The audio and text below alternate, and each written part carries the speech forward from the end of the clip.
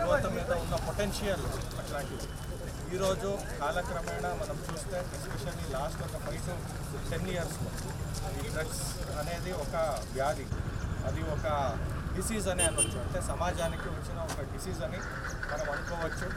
దీనివల్ల చాలామంది పిల్లలు పాడవుతున్నారు. జస్ట్ ఒక 5 minutes 10 minutes half an hour వచ్చే ఒక ఎలివేటెడ్ ఫీలింగ్, ఒక హై కోసం ఎంటైర్ జీవితంని నాశనం చేసుకుంటారు. మీ తల్లిదండ్రులు మిమ్మల్ని ఇంత పెద్ద చేసి మీ మీద చాలా ఆశ పెట్టుకుని ఉంటారు. మీకు కూడా ఒక బాధ్యత అనేది ఉంటుంది. అదన్నీ గుర్తుపెట్టుకుని ఇట్లాంటి వ్యసనాలకి ఎవరు మొక్కకుండా దీంతో పాటు మనం ఒకళ్ళు బాగుపడడం ఒక ఎత్తు, అంటే అప్రమత్తంగా ఉండడం ఒక ఎత్తు.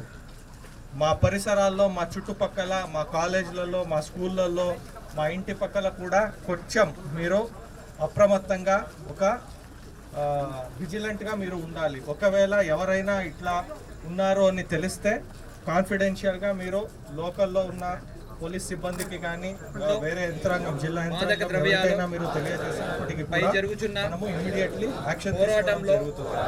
ఎందుకంటే మీ ముందు ఒక ఉజ్వలమైన భవిష్యత్తు, యూ కెన్ బికమ్ ఎనీథింగ్. అంటే ఒక పిల్లోడు పుట్టినప్పుడు ఆయన ఏదైనా అవ్వచ్చు, ఐఏఎస్ ఆఫీసర్ అవ్వచ్చు, ఒక పోలీస్ అవ్వచ్చు, ఒక డాక్టర్ అవ్వచ్చు, ఒక ఆస్ట్రోనాట్ అవ్వచ్చు, సీఎం అవ్వచ్చు, పిఎం అవ్వచ్చు. అంత పొటెన్షియల్ ఉంటుంది మనకి, ఏదైనా చేయొచ్చు. కానీ ఇట్లాంటి